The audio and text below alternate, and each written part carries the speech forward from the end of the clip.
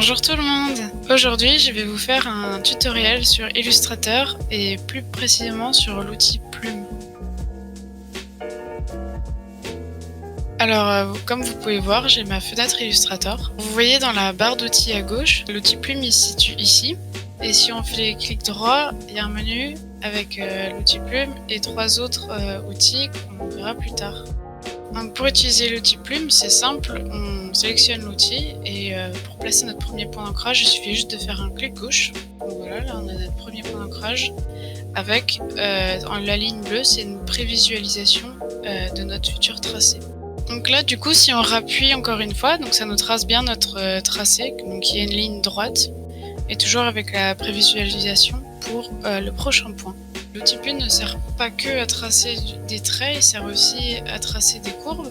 Donc pour tracer des courbes, c'est simple, il suffit juste de rappuyer avec clic gauche et de maintenir, puis de tirer, ce qui va nous afficher deux poignées qu'on pourra par la suite utiliser pour modifier notre courbe.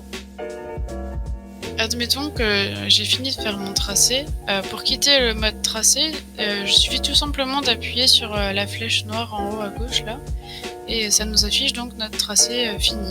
Et du coup, pour pouvoir modifier ce tracé, il suffit tout simplement d'appuyer sur la flèche blanche en ayant sélectionné le tracé, et ensuite on peut choisir le point d'ancrage qu'on veut modifier, cliquer dessus, et ça va nous dérouler les deux poignées qu'on avait eues précédemment, qu'on va pouvoir venir étirer, rapetissir selon notre guise pour modifier la courbe. D'ailleurs, petit fun fact, la courbe qu'on vient de créer, ça s'appelle une courbe de Bézier et c'est utilisé pour créer les designs de carrosserie de voiture. Donc admettons qu'on veut continuer notre tracé, il suffit juste de le sélectionner, de prendre ensuite l'outil Plume et de sélectionner le point où on veut continuer à faire le tracé.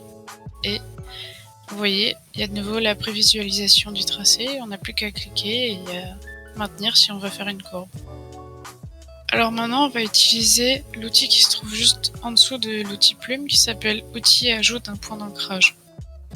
L'outil est tout simple à utiliser, il suffit juste de cliquer sur le tracé là où vous voulez rajouter un point d'ancrage. Et par la suite, si on veut venir modifier sa courbe ou son emplacement, on clique sur la flèche blanche et ensuite, par la suite, on peut modifier ce point. Le troisième outil, donc c'est le même que celui d'avant, sauf que au lieu d'en rajouter, on en supprime. Donc c'est sur le même principe, on a juste à cliquer sur le point qu'on veut supprimer et il se supprime. Du coup, le quatrième outil du menu, donc ça s'appelle l'outil point d'ancrage, ça va nous permettre de modifier seulement une poignée des deux poignées d'un point d'ancrage. Donc vous avez remarqué, quand on modifie un point d'ancrage, ça modifie le côté droit et le côté gauche du point d'ancrage. Et là, grâce à cet outil, on va pouvoir modifier seulement un des deux côtés. Pour cela, c'est tout simple, il suffit juste de cliquer sur la poignée du côté où on veut changer et juste modifier comme on a envie. Les trois outils qu'on vient de voir, ils sont très pratiques, mais en fait, on peut utiliser ces trois outils juste avec l'outil Plume. Donc on peut en effet rajouter un point d'ancrage, en supprimer un juste en cliquant, ainsi que modifier seulement une partie du tracé qu'on veut en modifiant seulement une poignée, en maintenant la touche Alt et en cliquant sur la poignée qu'on veut. Et pour finir, l'outil courbure, donc qui se trouve en dessous de l'outil Plume, qui nous permet de faire des tracés qu'avec des courbes. Donc on ne peut pas faire des lignes droites avec, on peut que faire des courbes. Donc cet outil vient se rattacher directement à notre tracé en cours quand on le sélectionne. Du coup là je vais fermer mon tracé. L'outil Plume ça sert en fait principalement à détourer des objets. Donc là je suis allée chercher une image de tasse et je vais aller la détourer pour vous montrer comment on fait.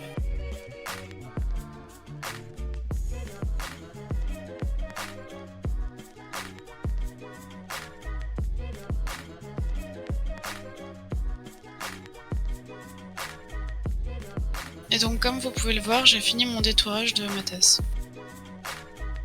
Donc on vient de voir les deux principales fonctionnalités de l'outil Plume qui sont le détourage et la création de tracés.